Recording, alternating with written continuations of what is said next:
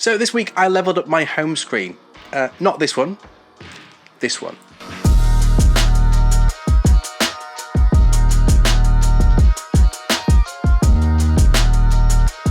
So if you're in the market for a new monitor, you may want to consider the new LG 32-inch 4K Smart Monitor, aka this code on the screen. So this UHD panel comes with webOS and a rock solid Ergo Stand, making it a great addition to any home office or entertainment setup. In this review, we'll set up and discuss the features of this monitor, compare it to its closest competitor, and hopefully help you decide if it's the right choice for you. So let's start by getting this beast of a monitor unboxed. Now in the box, of course, you get the panel itself, the Ergo Stand, a bunch of paperwork, a power brick with an extension lead, a nice HDMI cable, and a remote control. The only thing you'll need is a screwdriver for setup. And on to setup, this is all pretty straightforward, especially if you have a standard desk on casters that you can maybe move around.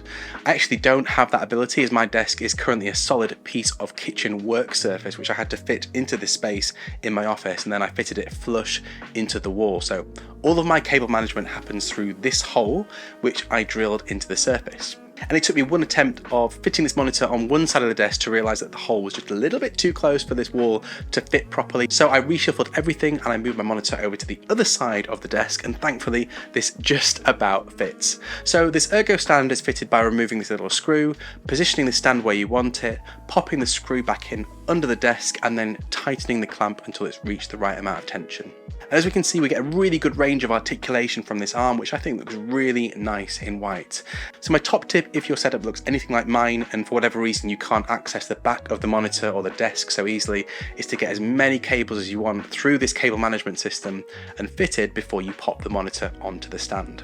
And as this is a pretty heavy panel, if you don't do this, it's going to be a real pain to get it in and then start messing with any cables afterwards once everything is docked in. So on to features. The LG 32-inch 4K monitor comes with a range of additions that make it a really great choice for both work and play.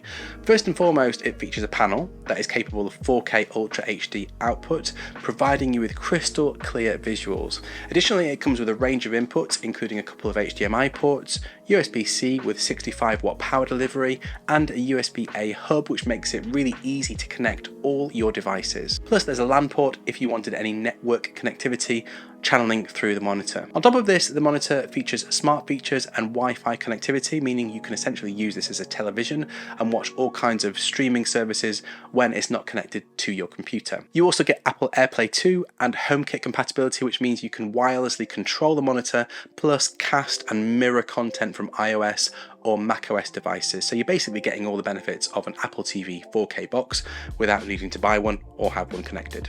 Pretty nice. So the included webOS is pretty snappy, and all the apps I've tried are lag-free and look absolutely superb. Now, the definition on a 4K YouTube feed is pretty astonishing up close. You can really see every detail. And one of the reasons I went with this monitor is that I frequently have both a work laptop and a home laptop cabled up, and I didn't really want to have to keep moving between sources by unplugging one and then plugging in another. So here we can see we've got two MacBooks connected, one via USB-C and another through HDMI, and it's a doddle to flip between sources depending on what I'm doing. Plus I still have another HDMI port spare if I need it, and I might even use this desktop dock to add extra I/O as well. As I mentioned, the monitor comes with this heavy duty Ergo Stand, which provides you with all kinds of flexibility to adjust the height, tilt and pivot of your monitor to suit your needs.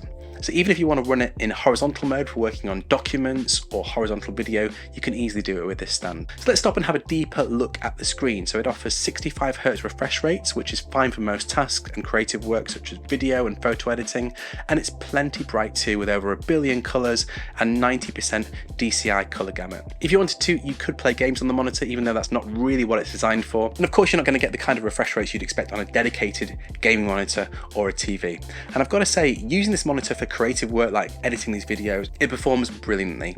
I can see a massive amount of my timeline without having to worry about scrolling or zooming. And if I wanted to, I can set up dual display style so that my laptop screen acts as the preview window. So this genuinely has been helping me crush through any edits in no time, and it's definitely enhanced my output for both creative projects and all the stuff I get done in my day job. So there aren't loads of 4K UHD panels out there to choose from at this size and in this price range, but chances are if you're looking at this new monitor from LG, you may also have shortlisted the Samsung M8, which was released last year. And I think broadly these are really similar products. So let's do a quick comparison. So first of all, with pricing, the M8 retails at $700, whereas the LG retails at $500, although I did manage to pick this up in LG's UK store for about £370, which is about $400, so a good $300 saving there.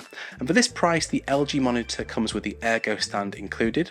The M8 on the other hand is on a foot, which will take up a bit more desk space, but has got that kind of Apple Studio display aesthetic. Both of these feature smart features and Wi-Fi connectivity with streaming apps galore, and yes, they both feature AirPlay integration if you're in the Apple ecosystem and you want the ability to send music or visuals to this screen wirelessly. They're also both a 32-inch panel capable of 4K output, and both feature good I/O with a couple of HDMI ports, USB-C and a USB-A hub all built in. So the USB-C connections on both monitors can handle power delivery as well as video and audio, so if you're up for that single cable life, you can live it with both of these monitors. And onto some other differences. So for the extra that you pay for the Samsung, you get this detachable slim fit webcam, the inclusion of a standalone version of Microsoft 365 suite, and also a voice controller that's built into the included remote control. So the Samsung also runs a little brighter at a maximum 400 nits against the LG's 250, although I can't say I've noticed the LG seeming below par on this front. Likewise, in terms of refresh rates, the Samsung quotes 60Hz versus the LG's 65Hz, so pretty much the same. So if you're thinking about either of these monitors, you'll probably want to ask yourself, am I likely to spend that extra $300 difference on one or more of these features in order to have it work for me?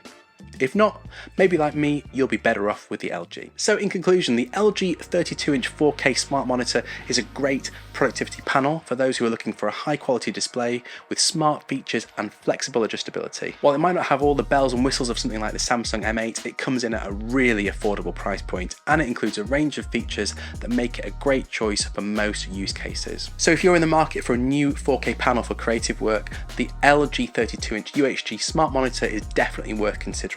Now, as always folks, if you've got any questions or thoughts about this one, don't be shy, let me know in the comments below, and you know the drill by now. Leave a like if it helped you out, and maybe even a cheeky subscribe if you'd like to see more.